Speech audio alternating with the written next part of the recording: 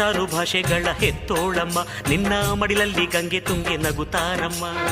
ಅನ್ಯರು ಬಂದರೂ ಮುದ್ದಾಡುವ ತಾಯಿ, ನಮ್ಮೋರ ಅಪ್ಪಿಕೊಂಡು ನಲಿದಾಡುವೆ.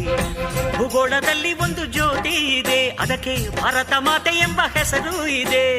ಲೋಕವೇ ಮೆಚ್ಚುವಂತ ಗೀತೆಯು ಇಲ್ಲಿ ಇದೆ, ವಂದೇ ಮಾತರಂ ಎಂಬ ನಾಮದ ಗಂಧವಿದೆ. ನುಡಿಯೆಲ್ಲವನ್ನೇ ಧನ್ಯ. ಭಾರತಾಂಬೆ ನಿನ್ನ ಜನ್ಮದಿನ,